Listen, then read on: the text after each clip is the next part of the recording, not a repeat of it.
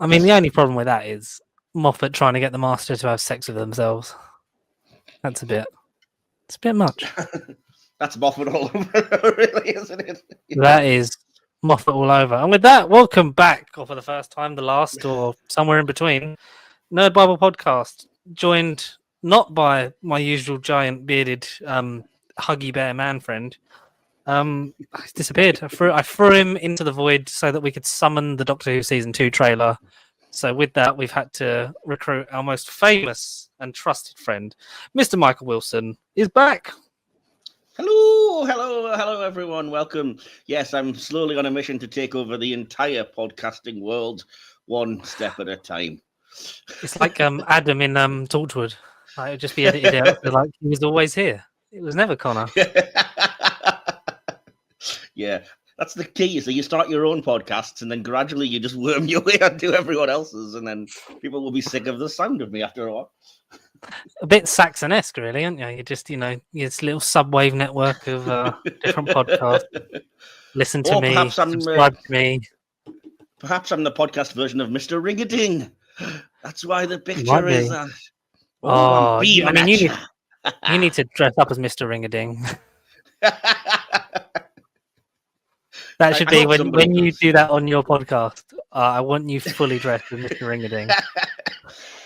When we do our review of looks, that's inevitably going to happen. I'll dress as Mr. Ring-a-Ding. Yeah, sure. By which I mean I'll find a cartoon filter or something. DK will have to be shooty. Oh, just like fucking hell, uninterested. Like, what is this shit? Why am I here? Bless him. But you are coming on the podcast for season 2 because you are doing the Robot Revolution. Yeah, we didn't know the title of it, but I bagsied first episode, me and DK. So yeah, turns out that's going to be the Robot Revolution, and quite a big one. It's going to be the big introduction of Belinda, it looks like, and everything. So. Yes, a mystery of an impossible girl that he's met before. Have we seen this story? But Moffat's not writing this season, so I'm confused. Where are we drawing from, Russell? Well, you know where he's drawing from now. It's a companion of colour who joins after the companion who's got a 4-letter name that is the colour, and then she now works in a hospital, but she's joining. But the other companion's going to come back for a little while. It's just RTD again. Yeah, stealing from himself. That's fine, right? This is not. When Chibnall did it for Series 12, and it was basically Series 3 again, it was a bit like, oh, this is. I mean, that's lazy, but this is even lazier. Like, no one will remember 2007, and we've got a 2007 episode in this run as well, which is depressing. Yeah, that's because everyone was getting quite depressed that's 18 years ago is 2007, and it's the same gap between 2005 and the end of season 26 or something like that. Somebody, I can't remember what podcast I was listening to, but somebody had pointed out that as of Joy to the World, there are now officially more New Who episodes than there are Classic Who. And I was like, my God. Oh, wow. So bizarre. You crossed the threshold. Yeah. Considering you've got like the War Games, Dalek Master Plan, we've caught them all up. Because I remember Crimson Horror was the 100th episode in production, but they didn't know until it had already come out. Something like that. I don't know for sure. I know that there was something like that. There was a hullabaloo because episode 200 was Planet of the Dead. If you worked it out a certain way. Was it? Now I've got to do the Googly. They did the Mighty 200 poll, and it was because there'd been 200 episodes as of Planet of the Dead airing, and it was like, right, now rank all of these New Who episodes in order. Although that might have been 200 stories, including the serials from the classics, but like counting them all as one, even though if they're like 2 parts to 10 parts, or whatever. I definitely remember there was a poll called the Mighty 200, and it was because of Planet of the Dead. No, I'm just scrolling on Wikipedia. This is great for an audiovisual medium. Just type in the Mighty 200 poll, Doctor Who magazine. Yeah, the 200th story in total was Planet of the Dead. Okay.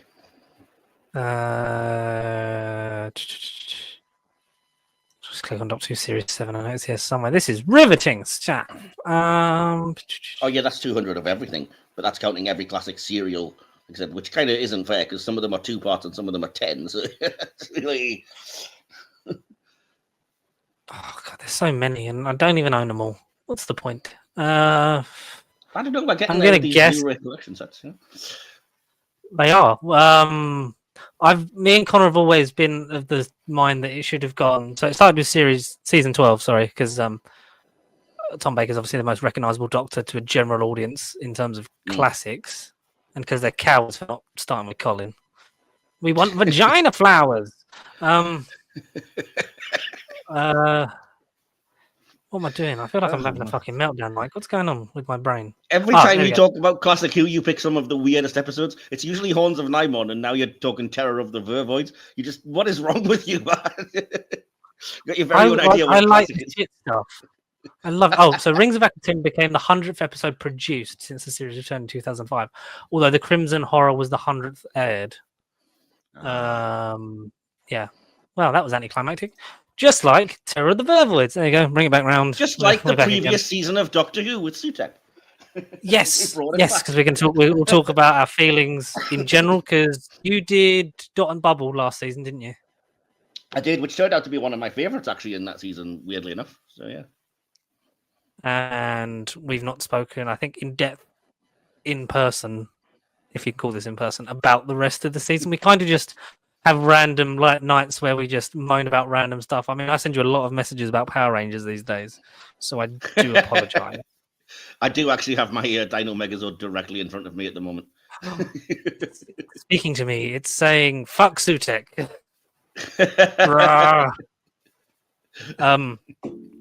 Well, yeah.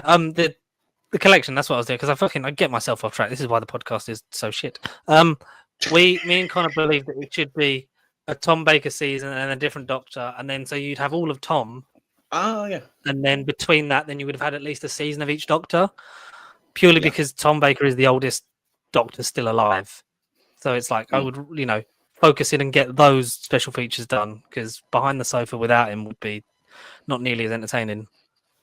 But there's not many left, is there? Sorry, Karen. I was going to say some of the Behind the Sofas with him are pretty dull because he just seems like he's going to sleep half of the time on the ones that I've watched. Yes. And I don't quite remember who I was.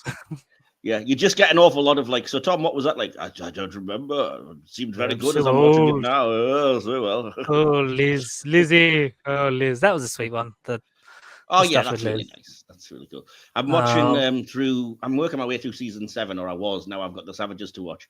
And I just watched the Behind the Sofa, the first one on that set. And it's a really nice touch that they've got Carrie John's husband and daughter on the Behind the Sofa with Toby Haydock.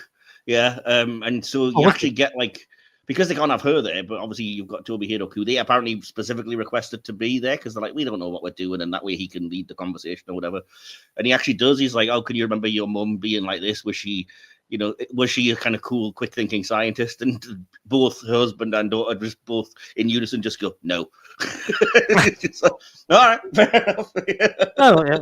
Well, fuck that, I guess. It's said with love, though. You could just see the two of them just like, no, absolutely not. Yeah. Expecting like a long articulated sort of response. It's just no, nothing. If you had to put your money on the next season, what would you go for? I've said this loads because everyone on the internet keeps asking. I think I've got in my own mind what I think is going to happen for the entire rest of the release because there's not that many left. I think the very next one has to be season 21 because I've heard for ages that they've got some behind the scenes stuff that they've had in the can for donkeys that they filmed for that. Because I think somebody like Janet Fielding or a similar person had leaked that they had done some filming or something. So I know they've got the stuff ready for that, the extra material or whatever on that. And as I always say, that would complete both Peter Davison and Colin Baker when they've already. And you'd have a run from 17 through to the end. Yeah. Exactly, yeah. So I think 21 will be next. Then I think it'll be the Key to Time season, which I can never remember the number of. Is it 16? 16, yeah. 16, I think, yeah. Yeah, because 15 is Invasion of Time, I think. And that's not a thing. That's not an Armageddon factor, etc. Oh, yeah, that's right. Yeah, it ends with Invasion of Time. Yeah, but Invasion of Time leads into the Key to Time because there's all kinds of rumors they were going to, the time lady with the weird name, Rodan. Yeah, can't take her seriously because she has the same name as a giant pterodactyl monster from Japan. But yeah, rumors are that she might have been the kind of idea for Romana and whatnot. So yeah, you're right. Invasion of Time, then Oh, cool. Key to Time. I need to catch up on these. I just buy them and then they 90% of the time sit on the shelf. I make a point of working my way through them, but I wanted to go through them in like episode release order. So it's because they're released at such random orders. I'm now watching season, which was the new one, 7, because it just came out. But I've had to jump back, and I still haven't watched any of like 22, 23, 24, 25, or 26 yet. Because every time a new one comes out, I'm like, well, I'm gonna have to jump backwards to watch that fecker now. How annoyed are you going to be if they do a whole season 1 to 26 box set in 4 years' time? I can live with it, to be honest. I mean, it happens all the time. It's fairly inevitable. But if they do, it's going to be. It's not something I could ever afford anyway, because it's going to be like, oh, they probably will, but it'll be like £1,000 or something that you'll be expecting to drop to get them all at once, you know? True. My main gripe, and I think I've told you this before, is that had I known the standard editions were a thing at the same time, I would have probably opted for them, just because space-wise at the moment, it's just like having like the box sets are so beautiful, and I love the booklets, and it's all made really well, and 90% of the time Amazon don't like deliver them damaged. But like the little space saving, it's like I like the steelbooks of the newer seasons, because I'm like, I've got all of it, and it's just in that tiny little bit of room. Even though I would love the fancy stuff, but I can't dress my kids in Doctor Who box sets. It would be weird, and it wouldn't be very warm. I mean, you could, but it would look pretty freaking weird. Yeah. Who the fuck are those kids that look like cardboard, like lost media robots? Although in the world as it is today, you'd probably end up setting a fashion trend. You'll be like, wow, look how fashion forward that kid is. Yeah. Oh, his helmet's made out of Shakedown. Excuse me, I need to go for a shake. Just let me pull Sharda down so I can go to the bathroom. Yeah. I'm just going for a Sharda. Or a shakedown. There you go. Either one. A shakedown, yeah. A shit down. the weird rapey Sontarans, but then they were on Jim will Fix It, so it all kind of, it all kind of is wrong because it's the 80s. But something that's not wrong. Podcast, not mine. Oh no.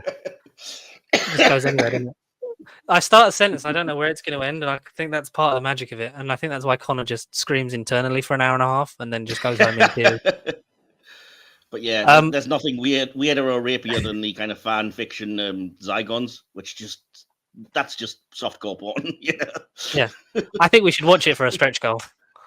I'd love to see somebody watching that as a watch along. It's just so embarrassing. You, DK, Andy, me, and Connor, and we'll have like a shakedown drinking game. Oh, and we have to get him involved. Oh, but he'll just be annoyed that it's not Series 6. Just be a lot of that. Won't it? He'll be like, I'm not as good I would be if it was Matt Smith, Oh. Well, Matt Smith would never have let the rapey Zygons come in. I love you, Will. I don't remember what episode he said. No, I've kind of fucking forgotten most of the things that are happening because I'm just look at me. I'm a mess. Yeah, I know the feeling. We've got him coming on a review of Dalek Invasion of Earth that we're recording very soon. So he's coming on us. He's coming. He approaches. He's like Rassilon, isn't he? Wilson. I will not review. Do you hear me? Season 1 for the third time, the first series of Doctor Who. Shall we count? Well, let's count Church on Ruby Road to whatever the fuck that last one was. What did you think overall before seeing it? Oh, what do you mean? Like, was I excited for it? Yeah, like your anticipation level. Because I know my main thing. I think, I'd enjoyed Jodie Whittaker. Obviously, like we did a whole fucking marathon fucking review of her entire era, and I think by the end of it, my brain genuinely collapsed in on itself. And now the Eye of Harmony just lives in my front lobe, just sucking all the memories in. That's why I don't remember anything. I enjoyed the Jodie Whittaker era to the point, like it was COVID really like dealt the hand that it got for that last season. I mean, I enjoyed Power of the Doctor. I know that you enjoyed Power of the Doctor a lot more than I think most of us did. Obviously, Legend of the Sea Devil was a big pile of wank. And the Dalek New Year's Day trilogy, I'm a fan of. I think Chibnall has done the villains well in his era. Like I think that's the thing he's thrived on. Like I liked the Master. I like the Daleks. I like the whole of Haunting of Villa Diodati and Ascension of the Cybermen. I think Ashard, that time that he's used is great. Why fucking bring him back just for the finale? Just like, here's that bad Cyberman that's a psychopath. And because It's we're ending especially everything. stupid. It's especially stupid when you're the one writer and you contradict yourself. Like he kills off Ashard in Timeless Children, and then comes back in that last one in The Power of the Doctor. He comes back, it's like, oh, I cloned him. I should never have killed him. It's like, you're the one that did it, Chibnall. You can't blame another writer for this. You know? Yeah, it's not like going from like a Russell to a Moffat thing. It's like, it's it turns out I wanted him kept alive after all. Well, then don't kill him off, you fool. Well, I mean, the only instance I can think of that happening was Moffat left, asked for Jenny to be left alive in The Doctor's Daughter because he wanted to use her, but then folded a lot of those storylines into River. So that's the only sort of thing. We both know that they were just getting completely shaken down by Big Finish for that. Moffat says it was his idea, but we both know there was something else going on there. Big Finish were knocking at the door like, you better keep this character alive. Nick Briggs was going through the bins like, oh, we could use this one. And he's got Barnaby Edwards at the sack, just like, oh, come on then, Nick. Another day of sifting through Doctor Who scripts that are in the bin. That's not fair. Some of the Big Finish stuff is better than a lot of the TV stuff. It is. I mean, my first main experience was when I went to see that thing that Paul McGann was in. Was that thing Doctor Who? I saw that. Actually, that reminds me, I've never really told anybody this, and I keep on meaning to, that I don't know if you know, and this is going to be an announcement for the listeners too of the podcast, that two of the more famous Big Finish audios are being released as books, as novelizations. Both by Paul Cornell, I think. No, both by Robert Sheeman. Sorry, my bad. Sorry, Rob. And that is Chimes of Midnight, which is one of my all-time favorites. And Jubilee. By a lot of people. Oh, because Jubilee was the basis of Dalek, wasn't it? Because there's Jubilee pizza boxes and things like that, and like little things in the background, and I think they use it in Torchwood somewhere as well. Because fuck it, it's the same thing. I think Jubilee Pizzeria was where like Gwen got the pizzas that she was going to use to fake to try and get in, and she get the whole like, oh, she's actually carrying pizza. But yeah, it was a reference to that. So yeah, both of those are coming out in November this year as full novelizations. I've got them on pre-order. I cannot wait. Yeah. I do love the novelizations. Do you have many of them? I've got all of the current, the new series ones, because I made a point of getting them all as they came out. I haven't got that many of the classic ones, but I did buy both volumes of Essential Terrance Dicks. And given that he wrote most of the classic ones, I think that probably means I have got most of them anyway. Yeah, so, you've got the broad strokes of the novelizations. Yeah, so I've got the two Terrance Dicks volumes, and then randomly I've got Doctor Who and the Cybermen, which is the novelization of the Moonbase, weirdly enough, because it came free with Doctor Who magazine one time. Good old Doctor Who magazine. Yeah, that's the thing. Yeah. I think I've only got the when they did the release of Rose, Time of the Doctor, Day of the Doctor, whatever, like that first sort of one was. And I really wanted Witchfinders. It's like a thing of just I spend most of my money pre-ordering either Disney Plus steelbooks or Doctor Who box sets. And I'm finally at a point in the year where I don't have any Doctor Who pre-orders or anything coming up, so I'm actually not going to be spending all my money. So I don't know, but my birthday is coming up, so maybe I can suggest some titles to be. They're not that expensive. I think they're reduced to around like $7.99 at the most. Yeah, they're quite a good price, aren't they? Yeah, because I foolishly went and got the Church on Ruby Road novelization when it was out in hardback at like £12, not realizing that like if I'd waited, it came out in the smaller format for like £7 or £8 about 4 months later. I was like, oh well. That's the impatience of being a Doctor Who fan, though, isn't it? That's just the impatience of me in general, to be honest. Something comes out, I'm like, I'll have it. Yeah, totally. Yeah. That's literally, anyway. We are exactly the same. It's why we get on so well. But season 1 was what we were talking about. Before we do that, though, because you were saying you haven't got anything else to buy, and I haven't asked you this online yet, so I may as well do it here on the podcast. Have you got your copy of the Penguin Steelbook yet? No, I haven't. I'm debating it. Purely because it's like, it's another thing that's like, what, 25 quid? 45 if you want the Steelbook 4K. Oh, is there just a normal 4K copy? No, you can get either the Blu-ray for 30 or the 4K Steelbook for 45. I mean, I'll probably get the Blu-ray one. I do want to own. It's just, why is there no consistency? Like, I know Steelbooks sell because we're in the thing of like, people are desperate for physical media because the internet's just going to fucking delete everything. Like Exactly. if Yeah. they did like a slightly cheaper 4K one, then I'd buy that. Like just a standard, because I've only got like the Batman on 4K anyway. I don't go out of my way to get like films or TV series of them unless it's something that I absolutely love, like Doctor Who. I still regret never getting Series 9 when that was the first like big steelbook that come out. That and like Sherlock season 3, something like that. Mm. And now it's like 900 quid to buy it secondhand. And like every day I'm like, do I need to buy it? But no, Not for but that, you no, don't. Well, no. you really will be dressing your kids in it if you pay that kind of money for it. I will No, have to. Yeah, well, I'm the same yeah, as you. I'm kind of, I don't know. I'm not, when it comes to the Penguin, I really loved it, and then I'm just like 45 quid is a lot, and am I ever gonna really watch it again? And but yeah, they clearly only did that because they saw the Disney Plus ones and were like, oh, so the average price for a streaming series, if you want to release it, is you just do it for the 45 quid steelbook and people will pay it. And I'm like, I really don't want this to become a thing that everybody does. So stop encouraging no. it. Because Prey had one of those, didn't it? But it was Hulu as well, and it's since had a normal 4K It edition. got a hasn't it? normal release. It got a normal release at the same time because that's the one I bought. It was Okay. just the regular 4K. If they release a regular 4K and a steelbook, I won't usually get the regular one to save the money, unless it's something I like properly love. Or nowadays, this is a slight detour, but yeah, nowadays I've noticed the very sly thing they start to do is they release a regular 4K edition just as a 4K disc, or for like an extra 5 or 10 quid, you get the steelbook and it also has the Blu-ray in it, which always convinces me to think like, well, it is a bit extra value rather than just the packaging if you're getting the Blu-ray disc as well. I'm like, they're doing this on purpose. Yeah, they're taking advantage of people like me and you that are just going to part with our hard-earned cash for plastic, metal, and fucking discs.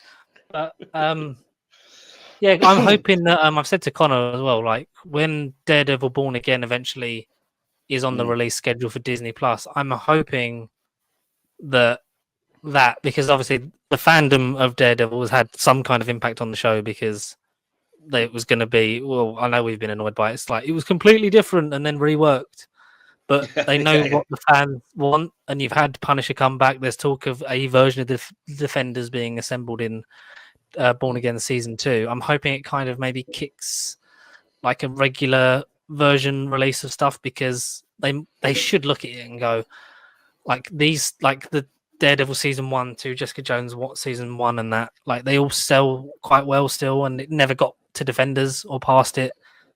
Like would they then be like, yeah, we'll release like a standard one, like 15 quid for each season of the rest of it, or like a big bundle of all the old like Netflix stuff and say like it's the now Disney Plus original Defenders saga. Like I'm hoping something out of that like comes out of that, but I'm not holding my breath because it will probably be another £45 for so we can have Daredevil season 1, 2, and technically 4, and that'll be it. Yeah. Thankfully, I haven't parted with money for any of the Netflix ones because I would feel terrible if I did that. And then, like you said, now they come out with all the ones they haven't done, but say you can only get it as part of a huge box set, which contains the whole lot, including the ones that you might already now have, you know? So yeah, even though I always see them for like 10, 15 quid, I'm like, I'm not getting them because you can't, not everything's out. And I told you already, I made that mistake with Agents of S.H.I.E.L.D. because I bloody love that show. And I bought the first 5 seasons on Blu-ray. 6 and 7 have never had a release. And it bugs me no end because I'm like, if I'd known they weren't going to get a full series release, I probably wouldn't have bothered starting to collect them, you know?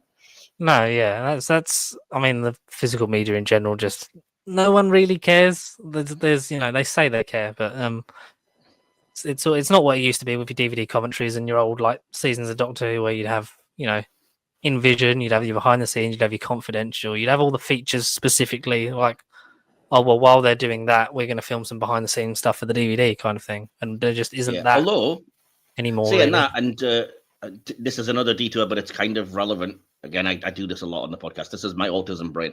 But yeah, although saying that, I was talking to DK yesterday because I got my copy of The Savages, the animation, and yes, they've went really overboard with the special features on that, man. It's crazy what they've done. Because I don't know if have you got your copy of it yet? Yeah.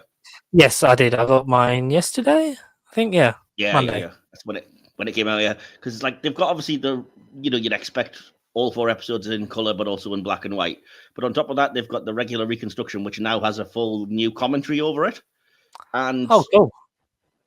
And yeah, Toby Haydock and a few various people that are still left alive from then. And then you've also got 2 90-minute documentaries, one about like the making of The Savages and one just about Innes Lloyd, the producer. So that's like 3 hours worth of documentary, as well as the other stuff, and like a few minutes of existing clips and the usual PDF crap and all that stuff. But I was like, man, this is just for a single animated release. I've never seen that much just sheer minutes of content as an extra feature. Yeah, they're all. I mean, they are quite good for. Especially the classic stuff is very good, like value for money wise, in terms of what you get. And it's the collection sets I always said were very much because they go overboard as well. Fantastic stuff. But then I think there's what was it? It was No Time to Die. Like the 4K one obviously comes with a Blu-ray copy, but it also that's the only way you can own the Becoming James Bond documentary that was on Apple TV because the Blu-ray doesn't come with it. So that's a bit sneaky, especially if you don't have a Blu-ray player. You're not going to buy another format that you're not going to use. Yeah, just so you can. I always prefer it. I like it better when you get a nice, pleasant surprise of stuff you're not expecting. Like I just got the Blu-ray copy finally of Wish, the Disney film, and was looking at the features. And one of the features it's got on is that special 100 Years of Disney short that they made for Disney Plus that they picked up. And I was like, I was not expecting that, but that's awesome. Now I've got that, Yeah, so that'll never be lost for you. You'll always be able to. Well, they've taken off Disney Plus. So I'm just going to go to my copy of Wish, and I'm going to watch it. Beautiful. We had the same thing with DK because he's got that many things. He actually had to text me the other day and was like, the Pixar short Lava, what film is that with? And I was like, okay, let me have a look through my Pixar collection. It was on Inside Out. I was like, it's on Inside Out. Oh, you probably own it. And he's like, yeah, but I'm not going to go hunt and do them all to find where exactly it is, But then that's like why streaming is just so easy. Just point and click, and it's there until it's not. I mean, stuff like Willow and thing. Just no matter how good or bad it was, to then be like, and it's gone. Is mainly people making it. We say we're bad, but I don't know if you've seen the interview with it's kind of relevant with Charlie Cox and Vincent D'Onofrio, where they start talking because one of the interviewer guys has like a rack of DVDs and stuff behind him, and Charlie Cox is so impressive. I love physical media. I'm a huge fan of it. And they get talking about physical media, and Charlie Cox goes on about how he's got these hundreds of things, and so many of them are in like the cases and stuff. And it's like, oh, so do you always chuck on DVDs and stuff? How do you find them through your collection? And he's like, I'll be perfectly honest with you. If I'm feeling lazy, which is quite often, and I'll look at a film's like £3 to rent or whatever on Amazon, I'll just pay the £3, even though I know I've got it somewhere in my house. I was like, dude, that's ridiculous. That is a new level of like, you've just got money to burn. You know what I mean? But there is an element of that, isn't there? I mean, especially if you've got kids' money and laziness. I think that's It's one thing if it's streaming because it's free, and I've often done like, oh, it's streaming, and yes, I own it, but it's remote right here, whatever. But like to pay the money of just like, oh, it's only £4, screw it, just go and look for it. Yeah, that is. I mean, that's just Charlie Cox being an absolute sexy maverick, isn't it? Really. But speaking of sexy mavericks, Ncuti Gatwa is a sexy maverick in Doctor Who season 1.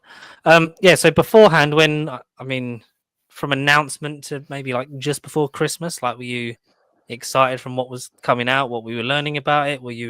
I know a lot of people were very cautious in terms of like, oh, Russell's getting the band back together and all the stuff about like certain people behind the scenes of Doctor Who is, become more prevalent, and they were the team that were there and kind of, whether you think they did or not, didn't step in certain instances, and some stuff's been allowed to happen, and it's all a bit sort of like, hey, I agree with Christopher Eccleston and why he doesn't ever want to come back, which is a shame sack because Russell Davies, sack Phil Collinson, sack Julie Gardner, and then I'll come back.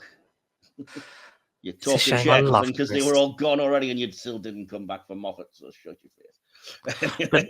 but then that didn't really line up, did it? Because he wanted Chris to be the Doctor that done the thing, even though he regenerates after that, because it would have been Paul McGann, surely, if they didn't want to, use the big spanner wrench and jam another Doctor in there. Like, it would have been nice to have Paul McGann with Matt Smith and David Tennant. Not to take anything away from how amazing John Hurt is. Oh, absolutely. I'm not complaining about John Hurt being there. Absolutely not, no. But anyway, no, to go back to your question you asked 20 minutes ago, apologies. Yeah, I was. That's why I love talking to you, Mike. It's just like, we just... like a colander of crap, isn't it? This is what it's like just talking to me in general. Every time anybody's like, "Oh, I love being on your podcast," it's like sitting down and just having a drink with somebody chatting about stuff. I'm like, it's not. The podcast is actually organized. I have a script in front of me. If you're just sitting down for a drink with me, you're just going to be like, you'll have a headache within an hour, man. Honestly, but never mind. Anyway, what was I saying? Yeah, so I was excited, but like I didn't love the 60th anniversary specials, so that kind of put a bit of a dampener on what was going to be coming with series 1. But thankfully, I did really like Church on Ruby Road. So I think, coming off the 60th, if that had just been like, now we've got a full series, I'd have been like, oh God, I don't know if I'm excited for this. But Ruby Road being there on Christmas and then a few months beforehand, I think that got me like, all right, I'm really interested where this story's going to go. Because that was the start of the season story. It was the introduction to Ruby and, I mean, we couldn't know how disappointing the ultimate answer would be to like, who's really me mum? Why was I abandoned and whatever? Yeah. Time's making her important. You fucking wrote the script anyway. She's only important because you said she is. I didn't say she was, Russell. You did. Anyway, yeah, I've vented and ranted about that enough times.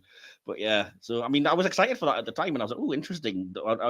I want to know why this Ruby person is special. It's an interesting idea for the companion. And obviously it ended with the big Mrs. Flood, like, have you never seen a TARDIS before? I'm going to divorce you, Den. Sorry, that was different role. Sorry. Hey, she came back for EastEnders. I know she did as a ghost, man. That was so just weird as anything.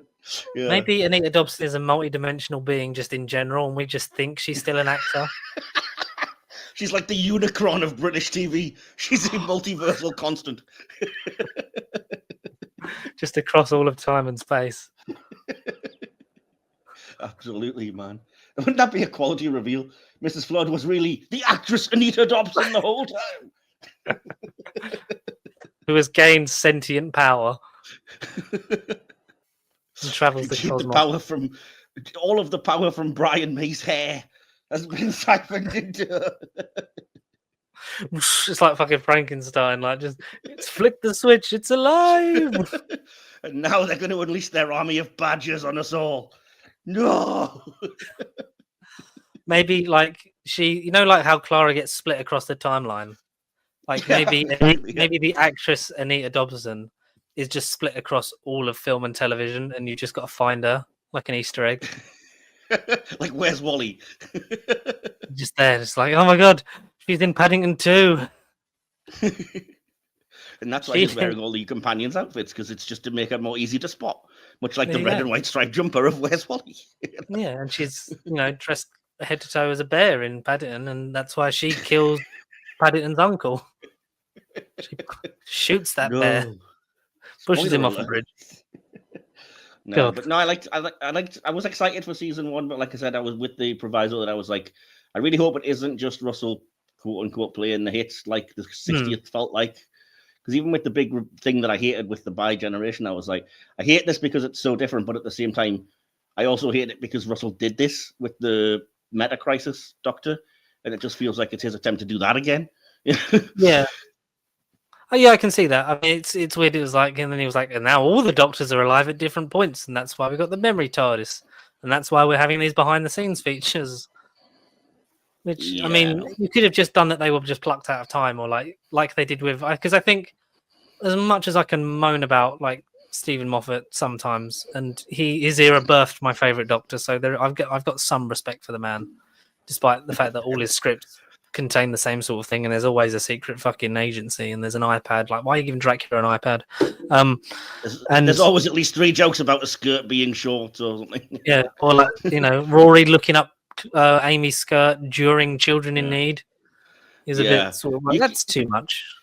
That's the thing. Once you know these tricks, you can kind of see where Moffat was writing a script and got a bit horny. Every you're veering off a bit there, Stephen. Hang on. Yeah, put your hands back on, Stephen. We're on Zoom.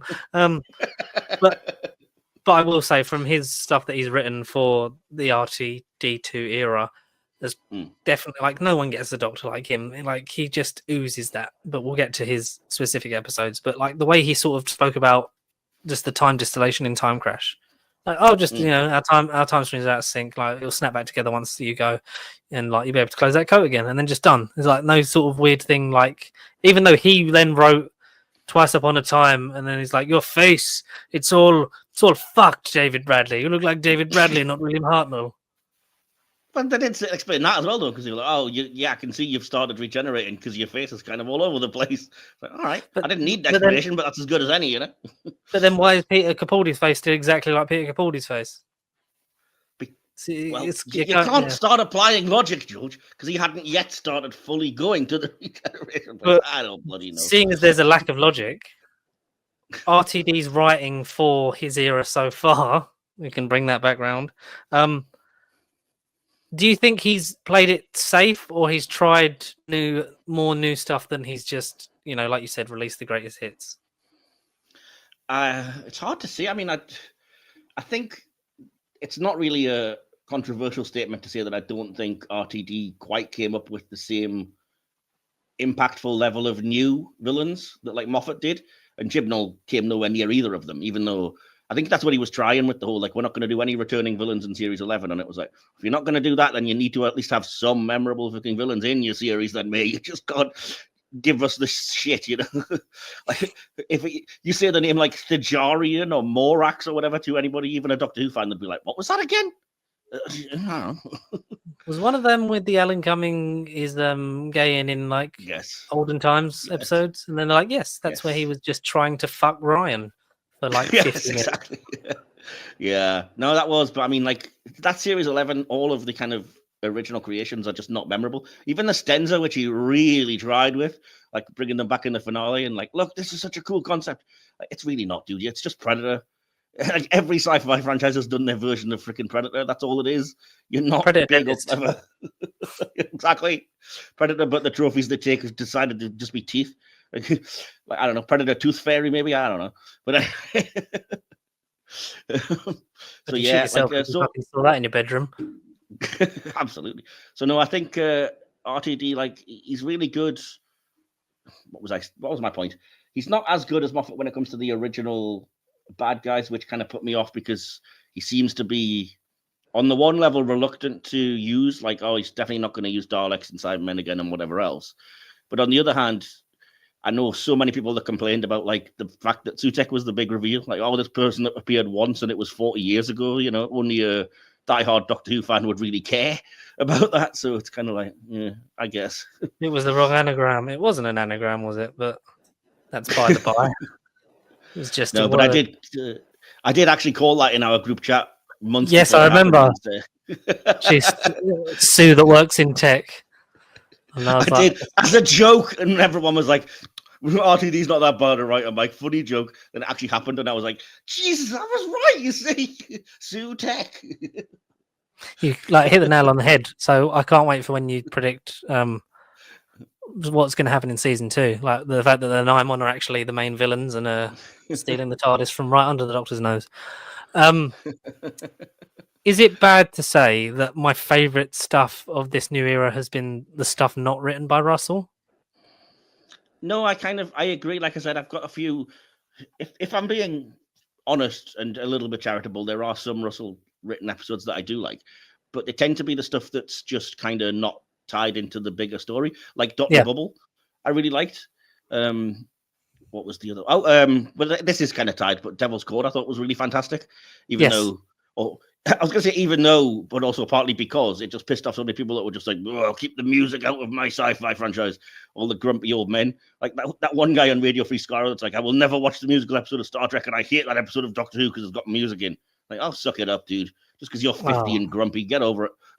People like musicals. They can you got to give everyone everything at some point. We knew there was going to be a musical episode, but then there's still not been a proper... Like, is it Supergirl as a musical episode, like a full-on one? There's a few, like Buffy the Vampire Slayer got one, Star Trek Strange New Worlds got one that was fantastic. Supergirl, actually it was The Flash and Supergirl doing a crossover, but it was in The Flash. They got a musical episode. And obviously you've got whole, TV shows based around that, like Glee and stuff that were popular not that long ago. That's like a musical series. So, I mean, RTD did say like it was going to happen. At the time, I think it was during the very first proms when he came back and he was like, I've got plans for my 4th series back and that's when you'll get your full-blown musical episode. And then Disney looked and were like, that's what you think. Yeah, you're not going to get a full season, but yeah, because he's always talked about how he's had plans for season 3 and 4, so that will be interesting to see if that ever materializes. Ooh. If you had to sort of quickly rank your Shooty Gatwa episodes, because we sort of know where you stand on the 60th. What would be? I mean, you can give us your whole list. You can give us your top 3, whatever you want. I'm not going to push you and hold a gun to your head because it's not all fantastic. My number 1 was always Boom, and I think that's one of the best ones in recent years. That's head and shoulders above most of the rest. I think I said at the time, and probably would stick by it, that my second best was Dot and Bubble, and this is talking everything from basically Church on Ruby Road to Joy to the World. So yeah, that would be Boom, then Dot and Bubble, then Devil's Cord, I think would be my number 3. And then I just get controversial because the ones that people love, I really kind of hated. Like bottom of the pile for me would be 73 Yards, just because I didn't quite get it, I think. So, I was like, all right. I enjoyed that one. That was probably top 3 or 5 for me, I think. In terms I know a lot of people that loved it, but I don't know. I didn't quite get it. I did buy the novelization in the hope that it would kind of maybe fill in some of because it's got to obviously have more backstory and give you more. And I was like, maybe it'll click into place with me if I read that instead of expecting the episode to give me answers that it clearly doesn't want to. But yeah. So no, I didn't like something. And I know a lot of people that really were in raptures about Rogue, which was an episode that I liked, but I would still say it was like mid-tier. It's like, I like it. Yeah. It's not bad, but... It wasn't the worst. Like, I really enjoyed it, but it was kind of almost like it's one of those weird ones where not much really happens apart from the Shada Doctor's on screen, so that's a big thing.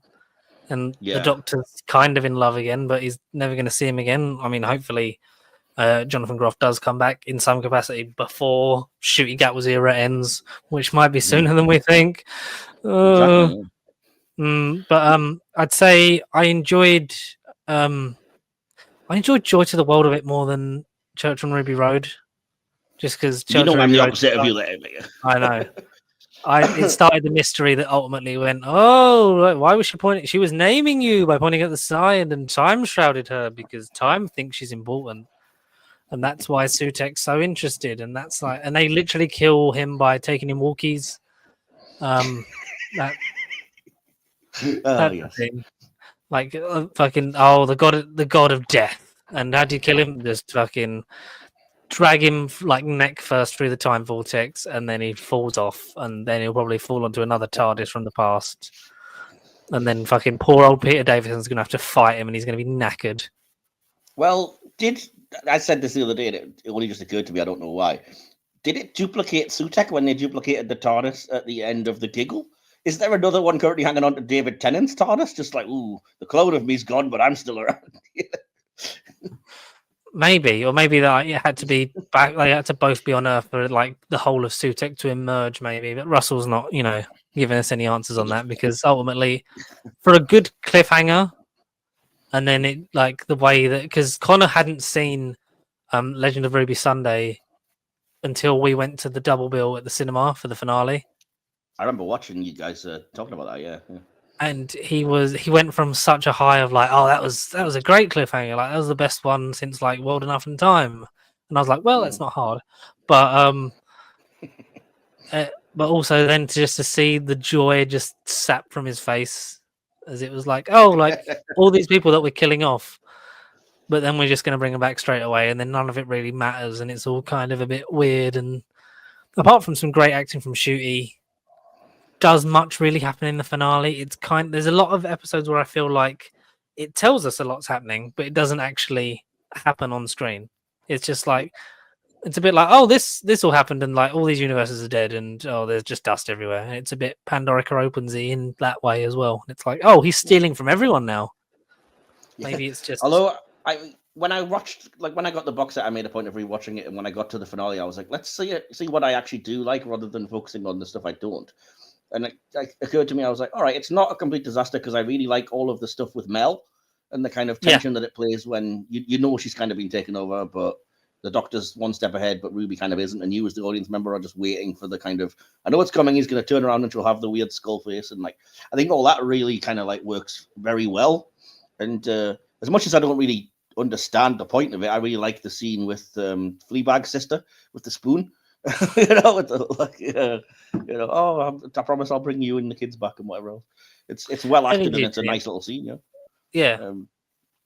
And little moments. I mean, like the memory TARDIS stuff, it's a bit of a mind trip, but I really did like the little subtle things like Mel kind of hugging onto McCoy's jumper, or it's either McCoy's or Colin Baker's jumper, like, oh, this was my doctor and I'm in here with this kind of thing. It's a little moment, but I was like, there's stuff that's in there. But I mean, we should have known though, because I mean, if you've read the writer's tale, the Russell T Davies, like, this is how I wrote Series 4, he kind of admits himself like he doesn't really care about his endings being weak. He's like, oh, I fully accept, like, my MacGuffins aren't the point of my script, it's all the emotional impact, and if it seems like it's a cop-out ending, I don't really give a shit. Because if you look at the end of Journey's End, it's kind of like Donna literally just types a few things and makes the Daleks go nuts, and it's the most cop-out kind of, what? Yeah. it's suddenly there's 3 doctors and everything blows up, and like it just exists to reset the status quo for, well, the Doctor's got to be on his own because we've only got David for 2009 and we need to kind of get to that point kind of thing. I assume. I mean, I've got the writer's tale. I've not got writer's tale, the final chapter. I've just got the standard one. Oh, I got both and then gave the original one away. So I've got the one with all of the specials in as well now. Oh, wicked. I do need to, because I got mine from the Doctor Experience just before it closed. Like I went like about 3 or 4 months before it closed. Like I went on my birthday in 2017 and I saw it and I'd always like wanted it. I was like, but there was only the standard edition one with Richard and Judy book club sticker still on it, which was like, fucking hell, that's a time capsule in itself. Yeah, exactly. Yeah. But like, yeah. But do I seek out the final? Is the final chapter still even fucking available? Not for scalpers? That'll be a thing I'll have to look at. I think it's probably easier to find than the original because it came out, and one part of the reason that I ended up getting it was that it seems smaller. It takes up less space because it's like softback. Even though it's got more content in it, it's kind of smaller and softer. Whereas the great big hardback one was just, it was a beast. Because at first I was just like, oh, do I have to buy the final chapter? And is that just going to be about the Series 4 specials? And then I was like, no, they've reprinted the whole of the original book and then got that extra chapter in the end of it.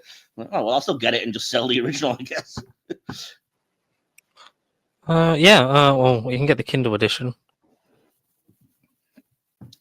Kindle hardcover 369, paperback is 59.56. It's pretty steep. That is steep. Just for an extra chat, I'll just have you read it to me in a voice of Russell. That's what we'll do for next season. I don't nearly smoke enough or have enough of a Cardiff accent to be. Look, listen, I was stressed out. Is the point? All right. It's brilliant. It's brilliant. So just when it's this and that and this and that. Oh, it's fabulous and it's gorgeous. And if you don't like it when I do something terrible, tough shit. I don't care if you don't like my writing. I don't care if it's bad. I know I'd sort of put it in your Discord chat about Russell's episode of the long since full ended David Tennant does a podcast with. That kind of came out back out of the blue, and then Russell was on 2 weeks ago because they're out every Tuesday. Everybody started talking about that after you did. It was really weird because all of the Doctor Who podcasts picked up on that, and I was like, George already told me this. There you go. I literally was like, because it came up while I was at work, and I was like, I'll listen to it. And then I got through the whole thing, and it's a lovely, like, David Tennant podcast, not to fucking promote other people that aren't us, because David's got too much money anyway, so surely he should be listening to this. He probably is, and he's probably Georgia, come listen to this shit. And it's really well done in terms of, I like those kind of podcasts where it's about the life and times of someone, and someone like Russell will obviously draw me in because I'm like, oh, that's the bloke that made Doctor Who that I liked when I was a kid, and nothing else apart from the fucking amazing stuff he's done for Channel 4 and everything else. But exactly. I was like, part of me was like, will Doctor Who be a main thing? Because sometimes he kind of avoids it. Like with Jodie, he didn't necessarily, like, that wasn't the lead in. Like, he was talking about a lot of stuff, and then he obviously gets to a point where he's like, people are gonna moan if I don't say this and talk about it. The section on old RTD1 was a lot bigger than the section on RTD2, because literally I think the last 7 minutes they start talking about it. No, the last 7 minutes they talk. So it starts talking about It's a Sin, which is one of my favorite things that have been written in the last few years. Like, it's so fucking well done. That gets 3 minutes, and then we get 4 minutes of successor plans, because I was lucky with Steven, and that was about it. And it's like, does he not want to talk about it because he doesn't know what the state of play is for the future of it, which is a fucking shame? Or is he kind of just not bothered because he's got that Channel 4 thing coming up? So it's kind of like, well, I've done that. I don't know if I'm doing more Doctor Who yet, but I'm doing the War Between the Land and the fucking licorice all sorts people, and all that jazz. Like, is he focused on other things? Because it was very much not on his mind. They talked about David getting the job, which I've never heard from those two in terms of when they talk about him at the flat. That was nice. Other than that, it was just like everything else, which is still lovely to hear about. I think it might be as well that like he's literally not allowed to say anything more just yet, because the amount of times that you learn well after the event, like when it came to the crossover with Moffat, the switching over, between him and Moffat, you find out like, oh, even though we as the audience didn't find that out until a few months before, I don't know, before Moffat took over or whatever it was. It's like they knew, like when he was writing Series 4, that was going to happen, but obviously they can't say anything just yet. So it could be a matter of, well, I know what's happening, but I just can't tell you. Do you think he has some idea, or he's kind of just like it's kind of like, brace yourself and hope and pray kind of thing? I think he's too, from reading the writer's tale and seeing interviews with him and stuff, I think he's too forward thinking of a person in terms of planning and stuff to just want to be happy enough thinking, oh, well, we'll just see what happens. So I think he's got plans regardless of what, and he's, contingency plans regardless of what happens. I think it's probably true, like he keeps saying that, they can't decide one thing or another until Disney say, we're happy or we're not with the season 2 figures and the spin-off, so we might commission more. But I think he's probably got in his head, well, this is what I'll do if that happens. This is plan A. This is plan B if that doesn't happen. And he seems like a planner to me. He doesn't seem like somebody that's just like, well, play it by ear, go by the seat of my pants or whatever you want to call it, and see what happens. Do you think he's had a rough idea when he came back of how long it would be for? Because originally it was like for the 60th anniversary and series beyond, and it was sort of like, would he'd probably do it? I think we all assumed he'd probably do a similar amount of time that he did the first time. Whether it was sort of, that would be more of him winding it down as like the 3rd and 4th season came around, and he would have already, similar to last time, have a successor either in mind or like, be talking to. Because the main thing seemed to be that the BBC thought Doctor Who deserved the budget to look like, blame, to link it back to Will, blame Piers Wenger, who was head of drama at the time. Like, this needs to look like, it deserves to look like Star Wars does. Why doesn't it have this? And like, we don't have the budget to just give it that. So we'll have to tie ourselves in, build a really massive, lovely looking, expensive set, and then have every character leave it at the beginning of every episode. By the way, I can fundamentally disagree with that. I know that I'm in the minority and all of the Doctor Who producers would shoot me for saying this, but I think you can have something that looks stunning and be the most shit writing what you've ever seen, and you're not bothered about it, and yet you can have something that something that's got the budget of a school pantomime, but it's written by fantastic writers, and it's just as impactful for me. I can suspend disbelief. You know what I mean? We watch classic Doctor Who. At no point am I watching the Ark in Space going, bubble wrap. Do you know what I mean? It's like, because the story, the story compels you, doesn't it? Like some of the best, like if we're gonna just talk about the modern stuff like Midnight, Boomtown, like Heaven Sent, like these sometimes where it's just minimal or one character, like in one location, like kind of thing. Like it doesn't have to be big, expensive VFX shots. Like Andor is great and really well written, but it's not like it's lightsabers and space battles every episode. Like there is still like the scenes like in between that give it brevity and like give every character like their opportunity to sort of be like, oh, like this is really compelling. This I didn't really sort of like this character a couple of episodes ago, but I'm sort of coming around to their way of thinking, kind of thing.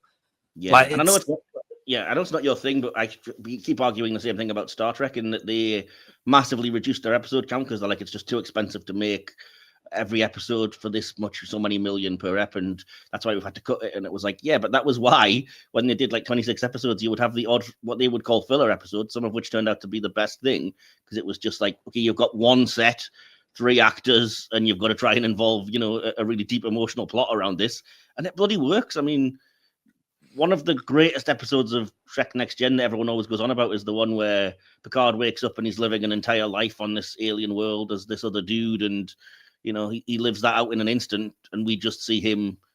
And it required just like, you know, a rural set, a few guest actors, Patrick Stewart, and 45 minutes of him living this person's life. Then at the end can go, oh, I felt like I lived for 100 years, and you're telling me it was 1 minute. This probe did this to me, but I still feel the emotion. And everyone's like, best episode ever. I was like, that couldn't have cost much, but because you've written a great story, you know what I mean? It lets you off with that, you know. So, yeah, like we say, like all episodes of Doctor. I mean, that's why the Companion and Doctor Light episodes were kind of born out of the new era. Like you'd have 13 episodes, but you'd only have like 10 or 11 where it was Doctor, Companion, Alien World kind of thing. You'd have the Doctor on his own. And when Turn Left is one of the best episodes, and that just reuses just like the streets of like Wales in general. And that's just like recognizable things, or like Love and Monsters, for as shit as people can say it is, and I think it's fun shit. But like even that just reuses like repurposed stuff of like and different POV shots of like series 1 stuff.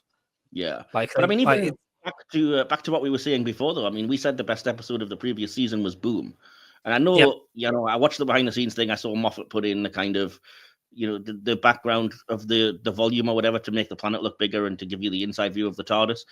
I appreciate it. I don't think you need it, and I don't think the episode would suffer if you didn't have it. And you look at what that episode actually is. It's just maybe 3 actors, but they're predominantly sort of Ncuti, Millie, and Varda.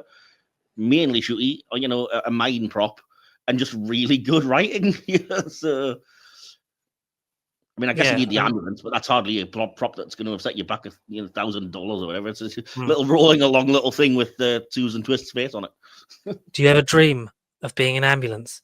But like even the opening shot of the finale, and it's just the big sweeping like TARDIS shot through Avengers Unit Tower and sliding along the floor, and it's just like that doesn't need to be that. Like it doesn't need to happen.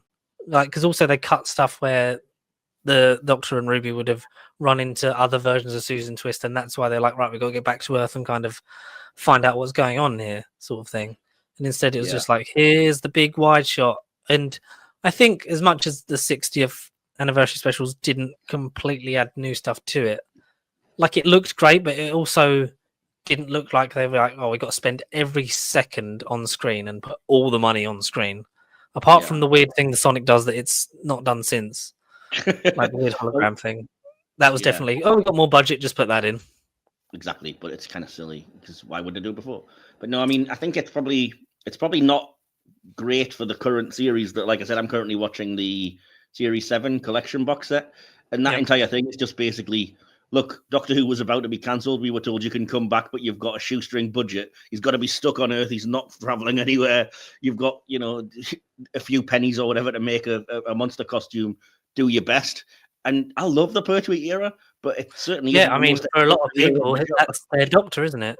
Yeah, exactly. Pertwee is some of the favourites of classic Who. It's like it's either Pertwee or Baker is kind of what they gravitate towards, and that, like you say, that clean break, and then that leads into. I think that also leads into the best use of the anniversary, because then after that, he then regains the ability of his knowledge of the TARDIS, and then you get a season of Doctor Who where he's back out in space again for a bit, and then they kill him, like all good things.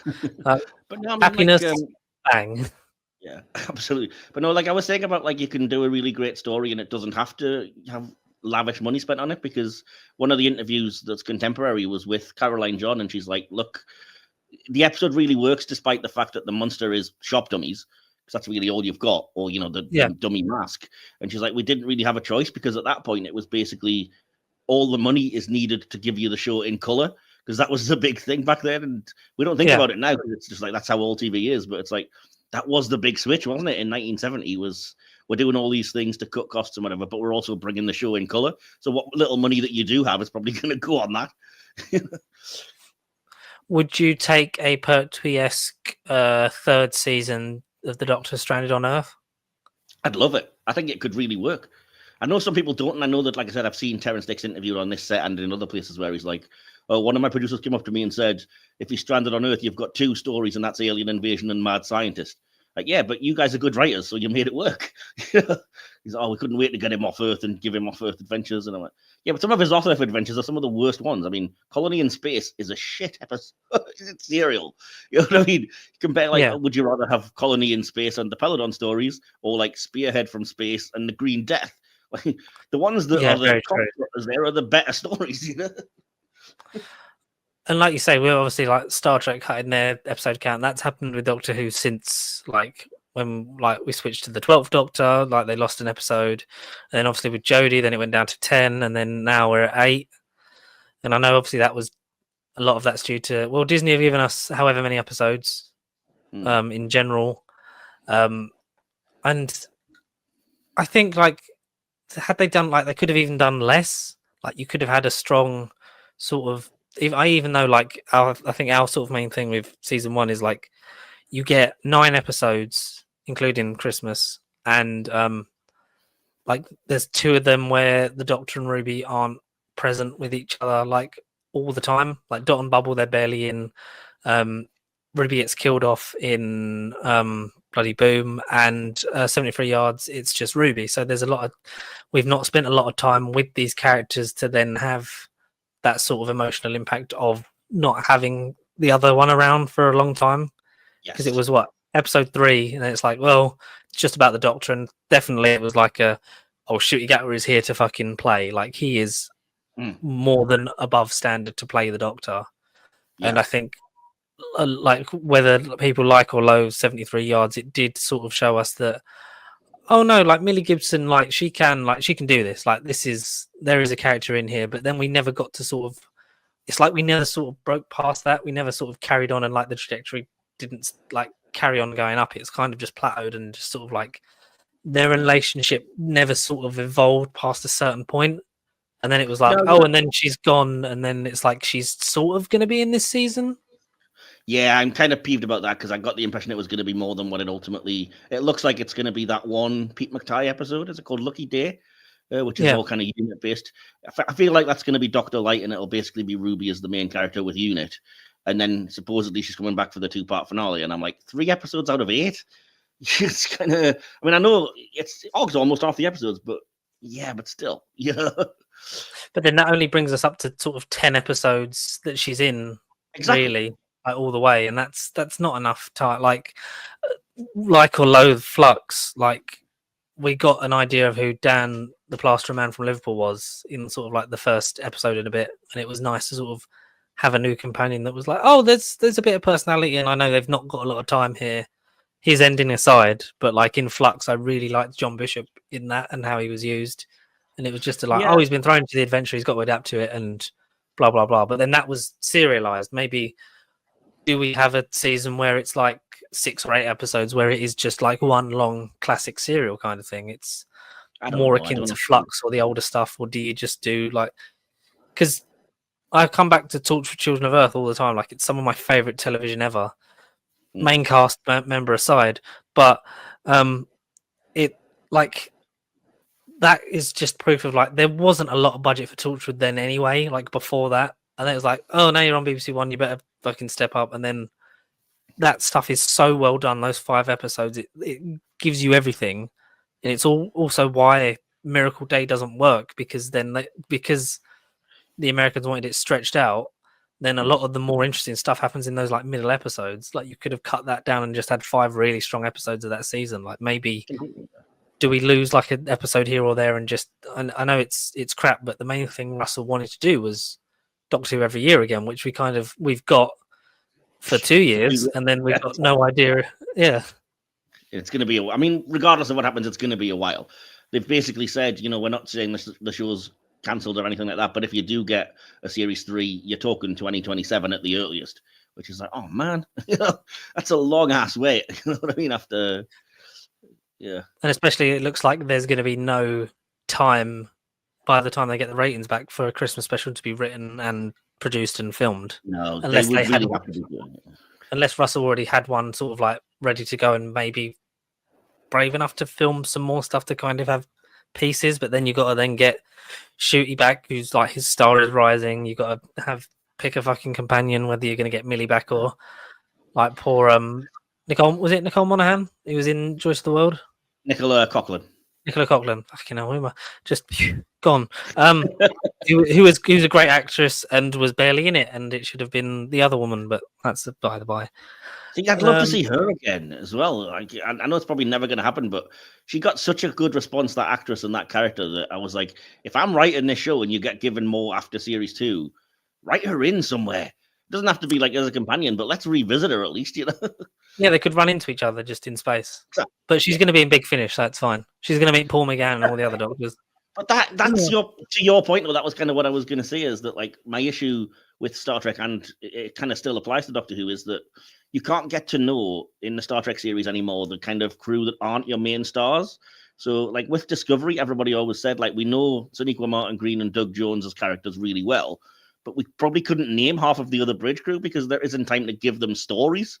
Because you get like 10 episode seasons, and it's like, well, we've got to hit the main plot and we've got to do that, and so there's no time to get to know everybody. And I know Doctor Who doesn't have that issue because it's not a big ensemble show, but like you said, and you hit the nail on the head, you've got to have a lot of stuff with the Doctor and the companion to believe that relationship. And that was my biggest bugbear as well, was when it came sort of when Millie was like, I'm going to leave you, but I love you so much. And I was like, you've barely spent any time with him. You know what I mean? Apart from the weird time jumping Devil's Cord, where it's like, oh, it's been 6 months or whatever it is. Well, that's only a line of dialogue you can kind of. But then again, I mean, they go to pains, as you said, with the finale to be like, look, we've traveled for ages, you just haven't seen it all because there's the 3 Susan Twists that we never saw, the cyborg and the weird Egyptian-looking one and whatever. So it's like, we're having adventures off screen. Shut up. We do know each other really well, and we've bonded. But it's like, well, show us then. Yeah, they'll have great Big Finish audios. I don't doubt it. Eventually, I mean, it might be sooner than you think if it's not going to come back. Would you like to? Not just that, there's also like the books and stuff that they've done that every time, every new series. It's like, oh, we can write books that are set in this period, and that's all well and good, but you've still got to have a believable enough, as you say, thing with the main actors, not just the characters. And yes, the chemistry was there and it was great. And I don't fully even blame Doctor Who, because we know that it's because Shooty was still filming Sex Education, so they didn't have him for like weeks for filming, which is why he's barely in. 73 yards, barely in Dot and Bubble, so there just wasn't the time there. But I don't know. You can't really get to know your characters well enough in 8 episodes to then think the way that Russell did, which was like, this is like we've had a full season and they've bonded, because they really, like I said, I struggle to believe that relationship, because it's like, look, I get it, you're great actors, there's chemistry, but it doesn't feel the way that you're making it sound, which is like, I've traveled so far with you and seen so much, and it's like, have you? Well, we've not seen it. Because it's kind of like that thing of the earlier stuff, like the earlier series, like you felt like they went through the mill together, like especially like series 3, like a lot then happens that back end of that season that then like Martha's like, no, I'm done. And when you get to that point, you're not thinking, well, you've only spent 13 weeks together. You're like, no, you've been through a lot of stuff, and there's also been, books and stuff and different adventures that we know have kind of happened off screen, because they'll always mention other stuff that. And the year that never was. I mean, at least we got to see a bit of that, even though it's a shortcut, but you kind of got like, I spent a year that was pretty shit in an occupied world, so I'm not happy anymore. Yeah, and that whole thing, it felt like they were trying to go for that level of impact, but it never hit that.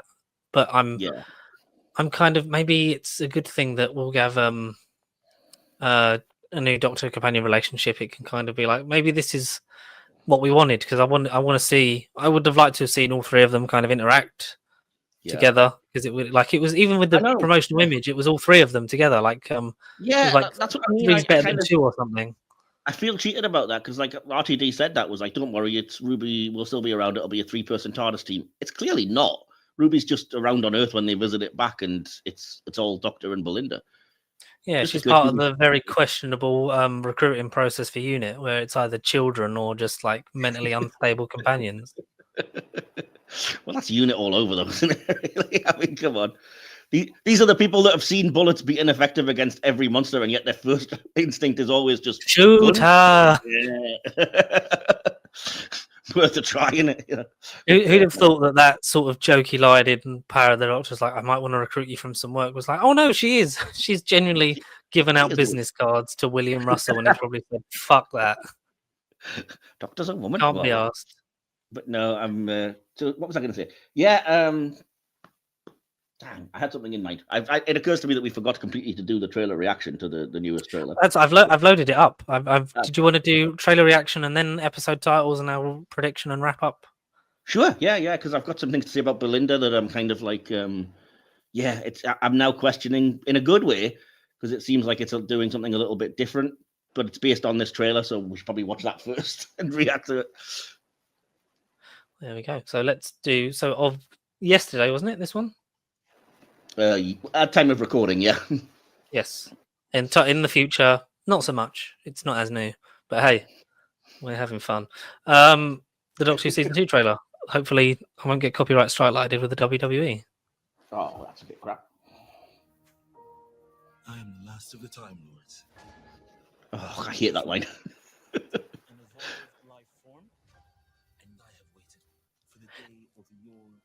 I like this stuff. Like, this looks like scary. I'm loving the retro. I know some people don't, but the retro kind of rocket look, which I assume is from Robot Revolution. Yes. I don't like them leading with this joke, because this joke is so dumb, and it's been in every trailer now. Oh, I'm the nurse. Oh, sure. That's intriguing. That she doesn't. Time seems to be passing differently or whatever. Yeah, and that kind of alludes back to we've been here 6 months, but also we dropped 2 episodes at once because Space Babies was a bit naff. God, Shooty Gatwa is gorgeous, isn't he?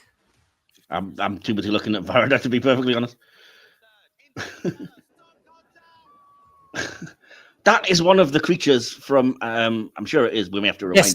From, I've got the thing. Let me send it to you. I think. Or have you got it somewhere? Got what? Sorry. That. No, I haven't seen that. But yeah, okay.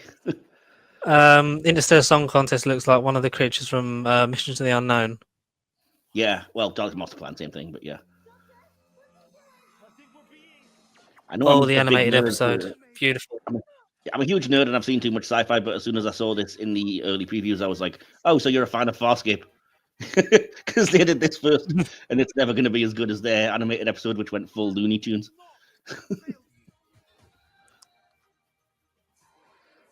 Yeah, this kind of stuff interests me a lot. Everything being out of sync, reality changing, and my other point is like, yeah. Sorry, carry on. No, my other point was going to be, I know you make fun about like, we've got to get back to Heathrow. How are we going to do it now, Doctor? But it feels to me like it's been a very long time since we've had a companion that was like, "Get me home, please." And he's like, "Look, I'm trying. It's not working, man." There you go. BBC presents Doctor Who. iPlayer ever exclusive in the UK. Disney Plus the rest of the world. Starts April the 12th. And it's only 1 episode. I think I'd prefer that. At least it gives you the hope that they're confident enough that the Robot Revolution isn't a Space Babies stinker. Because, I can see. Yeah, that was a bit like, we'll bundle it with a good one. Yeah, exactly.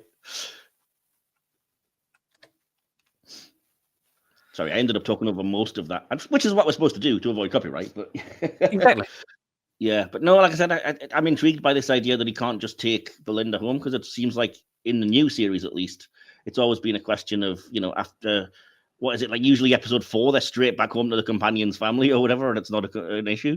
But here it's like he's trying to get her home and it's not working. So I'm like, interesting. That's really intriguing. You couple that with the idea of like, and I've also seen somebody like you before. Is there some kind of fate or something intertwining, plus the idea of reality bending and warping and all this other stuff? I'm very intrigued. There's interesting points that hopefully will have a decent payoff this time round. But I really hope so. I don't think we're going to hold our breath, really, are we? After the first time, we're going to sort of maybe be a bit downplayed and hopefully pleasantly surprised.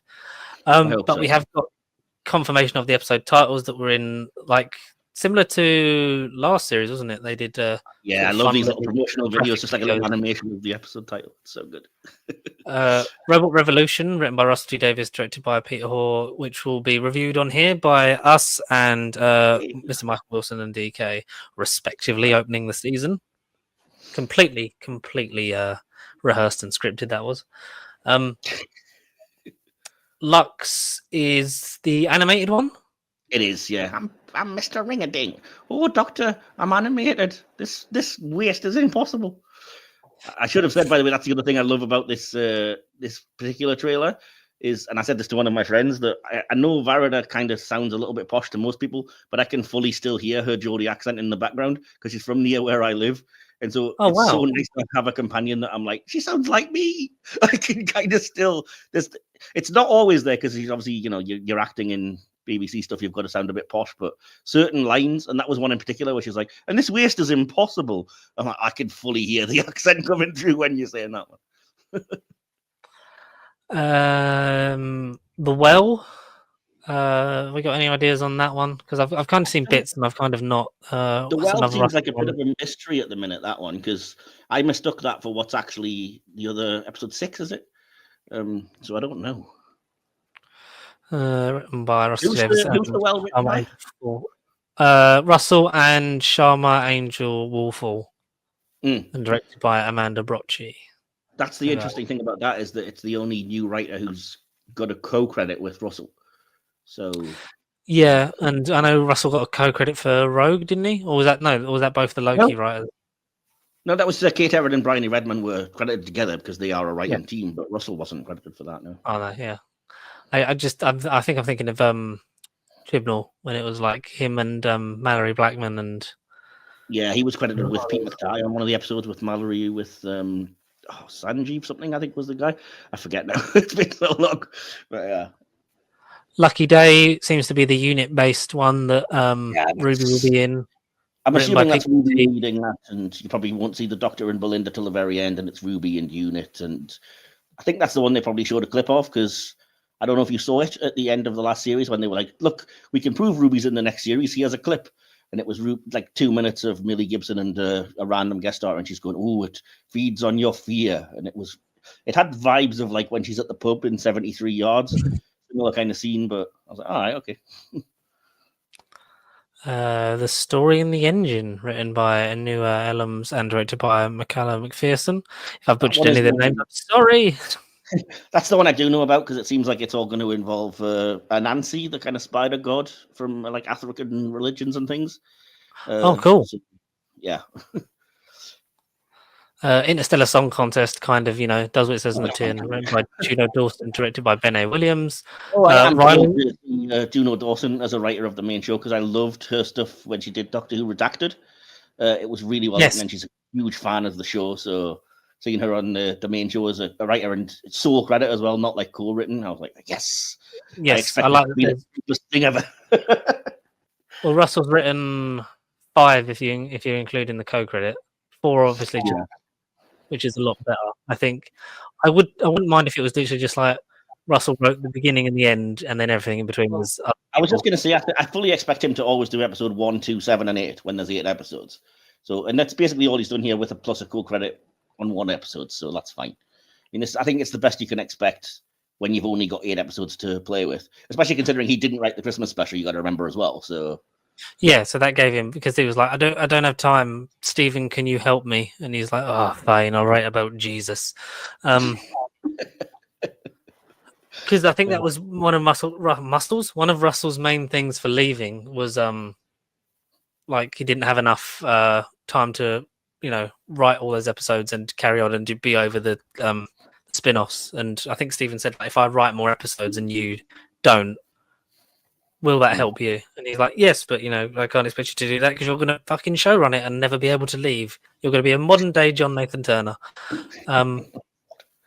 But more importantly, Interstellar Song Contest, the debut of Rylan Clark in the Doctor Who universe. It sounds like it sounds like I'm being unreasonable or possibly homophobic or whatever, but I just have a real issue with people that became famous presenters because they were on a reality show. So I can't stand Rylan. I can't stand Alison Hammond. Any of these people that just like went in the Big Brother house and got a career out of it as a presenter. No, it's true. Yeah, because then you get a lot of that with YouTubers and stuff now, don't you? That they're sort of like as much like as the guy on TikTok, I think the comedian Munya, like he's like really funny in like his TikTok videos, and then now it's like, oh, now he's on like Would I Lie to You and things like that, and you're like, it's cool that he's branching out into that, but it's like, is he kind of like getting that above more up and coming comedians and things like that? But then that's what the industry does. They kind of just like, who's popular, we'll put them everywhere. But I like the inclusion of Rylan gives it some sort of validity in terms of it's someone. I'm being unreasonable in the regard that it's Russell T Davies, and that's exactly what he's done in every series. You know, he took Davina McCall in Ruby Road. He had those. Every finale in his first run around was like, we've got to have 3 random, Anne Whitaker, McFly, Paul O'Grady, whatever, just appear for like a second to give you a cameo or whatever. So it's what he does. But like I said, and it's not even anything personal. I just really don't like I said, these people that have fallen into TV presenting careers because they did a reality show. Yeah, it's very true. I mean, I completely agree with what you're saying. What was it I was thinking of? There was something. Oh, fuck, it's gone. It's probably gone. I don't know. I'm just sorry. That's all right. It's my own fault. I just don't get there fast enough to my own brain. So I think it should. There was a missed opportunity though, in terms of those that know the original broadcast of Rose and Time of Angels. Like they should have been Graham Norton. Yeah, I mean it should anyway. He does the actual Eurovision hosting. So yeah.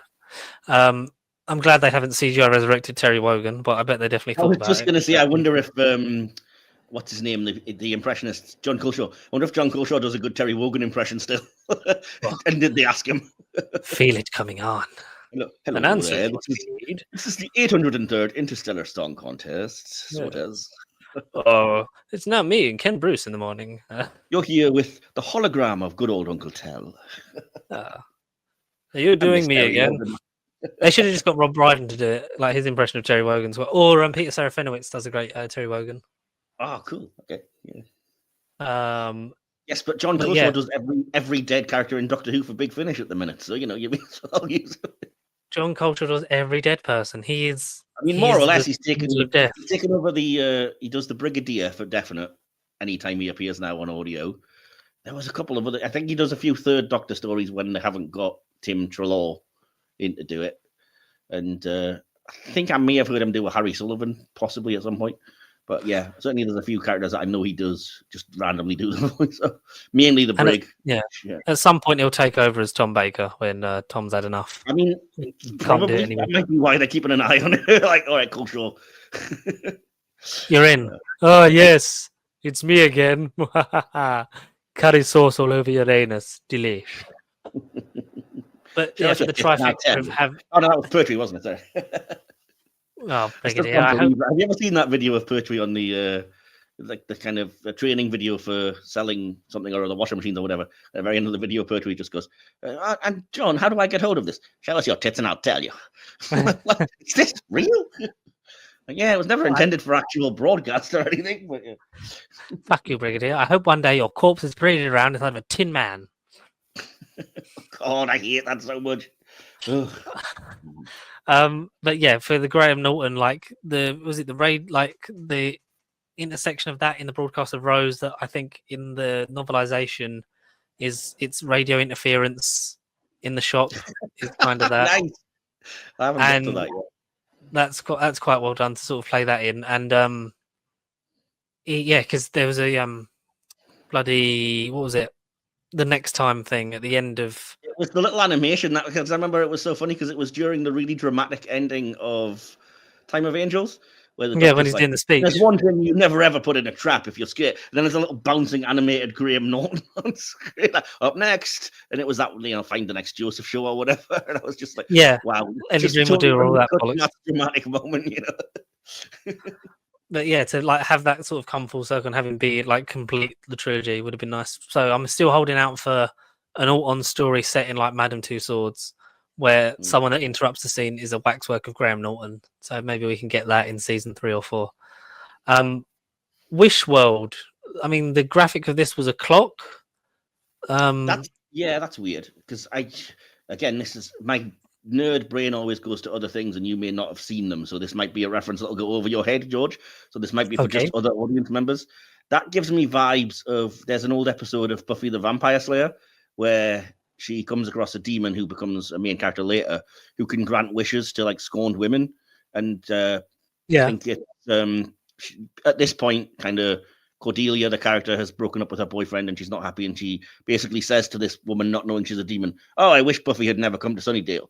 And that creates a fake reality where the Slayer hadn't come, so all the vampires have taken over and it's a dark alternate world and whatever. Wow. I wonder if they're playing on, because I know RTD is a fan of that show, and he took the 45-minute format and some of the serialization and stuff from that. I'm like, I wonder if he's playing on that idea of like, you make a wish to some kind of cosmic entity and they change reality around you based on that. Possibly. In a kind of be careful what you wish for sort of way. Be careful what you wish world. And with the clock, a lot of people have debated, is that playing back to the clock of memories from the end of Jodie's run, because it's like a pocket watch thing. That seems a bit too like just there's watches. So. There's watches and things are happening. And Reality War, is this a two-part? Yeah, I mean, the fact that Wish World leads into Reality War makes me think it's either one big wish or maybe several wishes that just lead you to alternate realities where, I mean, I know Marvel's doing all this and whatever else as well, but it could be interesting if, like, somebody says, "I wish the Doctor had never come," and then we get a world where that happens. Similar to, I guess, Turn Left in that regard as well. Yeah. Or then, you get another one where it's like, "I wish I'd never been born," and then it happens and something as a result of that. The It's a Wonderful Life clause. Yeah, exactly. Yeah. Merry Christmas. Merry Christmas, you stupid old savings and loan, you fucker. Good on you, Russell. You wrote another episode. Well, I'm really happy to send it, but I mean, that grumpy old bastard still stole that money from me and I never got it back. And all's well that ends well, and I definitely got hypothermia from falling in that river. We should probably not spoil the fact that we're both reviewing this movie like at the end of the year for my podcast. But anyway. Oh shit, yeah. Just none of this happened. Just ignore You're not it. Nadja from What We Do in the Shadows, and this is how it actually ended. Shush. This is how it ended. Oh, that's fucking great. That when like Nandor and Guillermo wake up in bed together. That's just such a fucking. Oh, what a great show! Did you watch the alternate endings that they put out on Disney Plus of that as well? I don't think I have. No. Oh yeah, they've done the special features, but they've got because obviously that was the one that's in the episode. There's like 2, maybe 3 alternate ones riffing on other shows. So there's like a Rosemary's Baby ending. Yeah. And I forget what the other one is, but it's like a play on some kind of old classic like thing or another. But yeah, so it's like obviously you have that moment where Nadja goes like, "And this is how it ended," and now shut up and go away. And then it's like it cuts back, and she's like, "What? You wouldn't accept that? Well, maybe this is how it ended." And then there's another one for you, and then I was like, "Oh, that's pretty cool. I need to check." I found them completely by accident because it's under just random. If you go to the Disney Plus episode, it's under like extra content or something, and it's like alternate ending reality warps or whatever it's called. Oh, cool. So yeah, go look them when you get. I will have to check that out later tonight. And yeah, so maybe he's borrowing from other stuff. Maybe his like RTD stands for Recycle the Doctor. Maybe we've got it wrong this whole time. I don't know if you've heard the current, I want to say prevailing theory, but certainly one of the current theories about who Mrs. Flood is and what this could all tie into in terms of her being very meta and now this idea of like reality warping and stuff like that. Have you heard who the current theory about who Mrs. Flood is? No, I've not heard the latest. So the latest theory is that she may be, and this is an even deeper cut than Sutek, that she may be the master of the land of fiction. And they're going to go super meta with it and be like, Ncuti's Doctor has always been in a TV show within a TV show, which is how she's able to kind of break the fourth wall and talk to the audience and stuff. And she's kind of wanting to keep them trapped in this fake fiction land or reality or whatever. And like I said, that could play into like, well, we'll go from one fictional world to another and that change reality that way. I don't think that is the case, but certainly it could be something like that. Because for the longest time, I was like, well, it's just the White Guardian, I'm sure. Russell's like, it'll be like, And also, it could just be nothing. I mean, it could be nothing. It could be, as I said, it could be, considering I managed to call it from just making a stupid joke last year, if the theory still holds true, then she's going to reveal Anita. It's Anita Dobson. Oh, It's Anita Dobson, the actor. But you're not an actor. actual actress. Oh, hang on, that little boy over there, he's somebody's son, and he's using a dobber to play bingo. Dobson. Oh, it was the Someone wrong hurts one their again. knee. Uh, Oh, someone's getting a knee replacement. And they're Dobbs' son. Anita Dobson, the actor. And then you get Matt Berry in it. And then the finest King Lear this cat's ever seen. Now, if Matt Berry ever comes into it, he has to play the meddling monk. It's the only thing I'll accept. No, I want him to play the fucking. I want him to play the Doctor, and the guy that plays Ray Purchase to be the Master. Well, well, well, the bloody Master.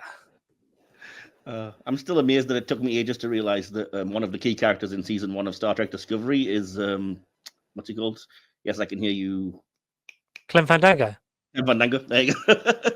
You shut the fuck up, Clem Fandango, with your made-up name, you malnourished pimp in your sister's clothes. Nay. Fa- No, I don't think you're supposed to say nay. I think you're supposed to make the sound of a horse. You gotta love Matt Berry Yes. comedy. So your is there an episode in particular that you'll think that's definitely going to be your favorite of the season? Are you worried about the possible arc, other than the fact that the show might just be over? I was more worried. I think this second trailer I'm way more hyped for than the first trailer, because I do think it's a better overall trailer. And the first one was very like, oh, we've seen it all before.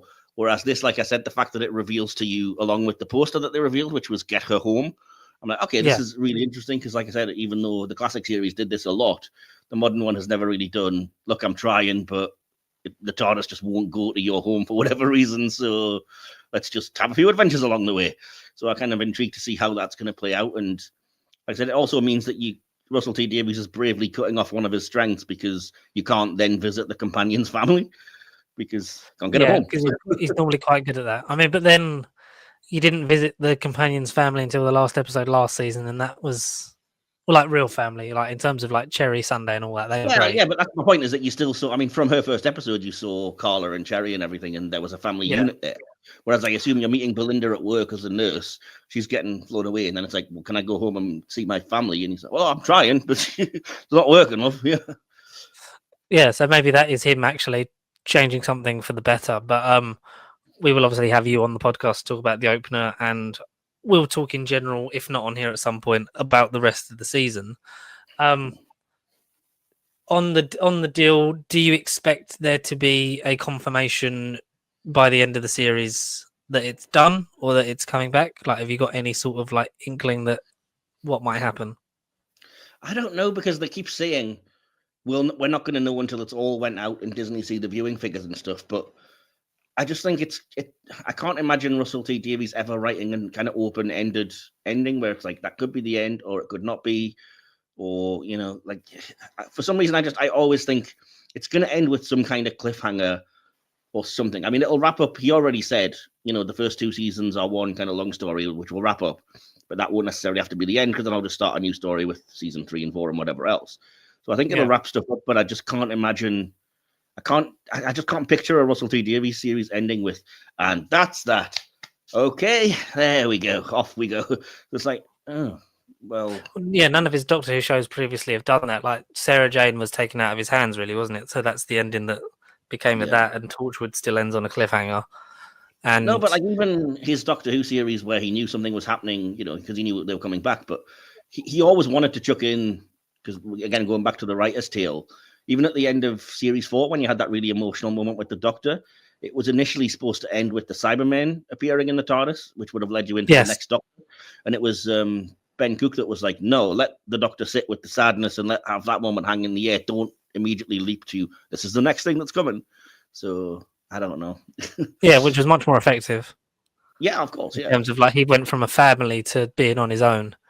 He's always planning ahead, and like by the sounds of it from the BBC, they wanted someone to go into it to pick it back up and be someone that could handle being in the room with that many executives, like would have a strong enough voice to like fight the corner of the show. And I think that's what he's been used for to hopefully get the show into a strong enough position that if it does then carry on with or without Disney, that someone else can come into it and sort of pick up and sort of be like more of a showrunner and less of a sort of, because he's kind of been more of an ambassador for it than he has Yeah. like just an outright executive producer, head writer thing. Yeah, and I think there's a very real possibility, although it would still be a huge shock, that we might get a surprise regeneration at the end of the season, judging by all of the talk of like maybe Shooty's leaving and he's got theatre commitments and whatever, and didn't like the way he's been treated or the show has been looked at. And again, if that happens, it would be interesting to see, will it be an open-ended regeneration like the original plan was for Jodie, where you see the regeneration start and don't see the new Doctor? And if Series 3 happens, it'll be like, Pertwee stumbling out of the TARDIS at the start of Spearhead? Or will it be like... Oh, there'll be a season 2B fucking theory, wouldn't there? Or will it be like, that's potentially a way to try and get either Disney or the BBC on board, is to cast the next Doctor, have them appear for 2 seconds at the end of the season and be like, and if you want to see them and see what they can do... But yeah, I really don't know. It's the biggest mystery, I think, since the show came back, is that I don't imagine this series ending just boring. I think something big is going to happen, and I'm intrigued to see what it's going to be, because it could either be great or awful. We're hoping for the former, aren't we? Yeah, I'm hoping. I mean, I'm always rooting for Doctor Who, as much as I complain about it, because we're entitled fanboys. That's what we do. I'm always excited to see it, and I'm always rooting for it to carry on. I don't want it to go away. If nothing else, I'd hate for it to go away, because now all of the idiots that are calling for it to go away tends to be the people that are just like, oh, I don't mind the gays, but don't do it in my face. And, oh, Doctor's not meant to be black. Oh, it's also woke. Oh, shut up. Yeah, well, the Doctor's an alien, so none of it really makes sense and none of it matters. So, like, it's, it's not so much that, you can kind of ignore the idiots that say that thing, but it's the constant, like, show's gone woke. Like, show's been woke since 1963, you dumb fucker, just because you weren't paying attention. I mean, the Daleks are an allegory of the fucking Nazis, so like, it's always had politics. Like, politics is always in fiction, because the heroes and villains of the world that's just what it is. But it is always there. But then look at, like, I always say, like, I point to this and I'm like, did you seriously sit and watch an episode like The Green Death and think this isn't making political statements at all? It's like, it's purely all about, like, environment needs to be protected. Let's not wreck it. We're gonna. It's a one big political statement, for fuck's sake. Yeah. Well, the Peladon stories are about the EU, aren't they? Exactly. Yeah. When we were going to join the EU, they were going to join the Galactic Federation, and it's just like people say it about. And every time people say it about Doctor Who and Star Trek, I'm always like, just because you were too dummy to notice that it was always there, don't now cry that the show suddenly went woke, because it's always been there. You're just using a fucking Trump buzzword because you can't understand. You can't defend, I'm uncomfortable with this and I don't want to admit that it's just because I'm racist or sexist or whatever. So let's use this handy buzzword and say that instead. Yeah. But that, hopefully Doctor Who will carry on forever in some capacity anyway, because it always does and it always will. Oh, yeah. It won't go away. I mean, I was saying this again to you're one of the few people I could say this to, and it'll be relevant. I was saying this to a fellow Power Rangers fan the other day, because that's currently away. And then the recent rumor is that they're working on a Disney Plus show to bring it back with. Oh, cool. The fellow fan of mine was saying, like, do you think it'll ever go away? And I was like, no, I think Power Rangers is going to be like Star Trek and Doctor Who and stuff like that, where even if it's not got a TV series currently on the air, there'll always be comics and books and fan fiction and audio dramas. Like, it's never going to completely go away. And it could still come back anytime, because you don't rely on, in all of these cases, you're not relying on the same cast. So it's not like you can have the show go away for 10 years and say, well, we can't come back now. The cast have all aged out, because part of what's built into all of these shows is that the cast rotates. You have the next crew in the Star Trek, you have the next group of Power Rangers, you have the next Doctor and companion, and so you can just pick it up decades later. Whenever, I mean, we did that before. It probably will happen again at some point. Hopefully not for a while. Because now Doctor Who's been on TV for 20 years, so we're at the 5 Doctors, really, aren't we? In terms of we're about to get the Warriors of the Deep. Wrong, I think, really was. Oh dear. But we will only know in the next few weeks. So April 12th, set your calendars for Doctor Who Season 2. And obviously Mike will be on with DK for the first episode. Apologies in advance. Our various guests from Season 1 are returning. I need to find some more friends because I've run out. I I can Other give you a than few that- names if you want, because I've got people that I'm trying to recruit for our Hit or Miss Doctor Who, so I can pass a few names along for you. Oh, please do, darling. That would be lovely. Mike, is there anything you would like to say before I throw this podcast into the void? Well, I'm gonna have to be, shameless self-promotion and say, Do it, if you man. don't know me, I run 2 current podcasts with lots of smaller podcasts within. Don't worry, it's not that daunting. So you can go to either the Silver Screen Podcast channel on YouTube or wherever you get audio podcasts. It's under Media Matters Podcast Network, and that encompasses the Silver Screen Podcast, looking at every kind of film that we fancy. Silver Screen Cult Classics, which is run by my co-host DK, where he looks at cult movies, basically, things that don't necessarily have great critical or box office prospects, but that may have a cult following. And I also run Cinema Classics, which is basically any film from the dawn of cinema to 1979-ish that has a good classic reputation. So you can always catch all of those if you're into movies. If you like your nerdy stuff and you're a fan of Doctor Who, I also have the channel Hit or Miss Who Trek, which started off as Hit or Miss Star Trek and has now encompassed Doctor Who because I just wanted to. So why not? They're similar enough shows, I think, with a big crossover in fans. So yeah, the Hit or Miss Who Trek channel on YouTube, where you'll find Star Trek and Doctor Who episode reviews. And we're just about to start our first full series of Doctor Who reviews, as I hinted at earlier. It's all going to be episodes involving those tin pepper pots, the Daleks, starting with the Dalek. I think I'm going to put up the Doctor Who and the Daleks review that we did for Silver Screen on the channel as a quick re-upload. Then the first one properly will be our review of the Dalek invasion of Earth. And for about 4, 5 or 6 weeks after that, you'll see us just reviewing random Dalek-related media from Doctor Who. So Beautiful stuff. And obviously, we will collaborate at many more points in the future, whether it be you back on here, me and or Connor. Who knows where he is? It's just up into space. But we regenerated. I'm Connor now. and then in the next few weeks, Mike will kill me, and then he owns this podcast as well, and then just pull them all together. Look at me. I'm the Connor now. You are the podcast conglomerate. But Mike, thank you so much for stepping in at very late notice to do this. It was an absolute pleasure. This is literally the sort of stuff we'd be doing without the cameras on, so we may as well just record it. Exactly that. But it's weird because I never do this bit, so I might get it wrong. If you do enjoy the ice cream man's here. Ooh, oh my God, he's come to kill me. He's going to jam a cornetto up my ass. That was a 99 with a double flake. Go on. Right through the screen. Don't forget to like, comment, subscribe if you've not done so already at PaceTube across all of our various social medias, apart from that absolute shithole that Elon Musk runs, because it's not fun, is it? For now, he runs it. It's not looking good for him, though. Well, hopefully at some point that whole thing will just cease to be, and it's not him as a person. Fingers crossed.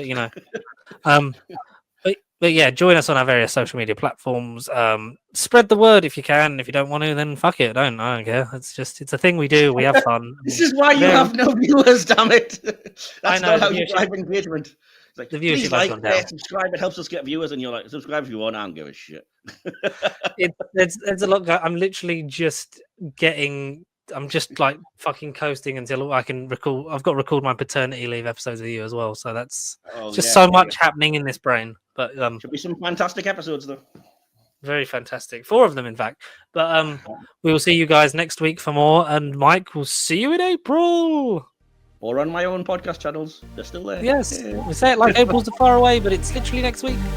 Goodbye. Goodbye.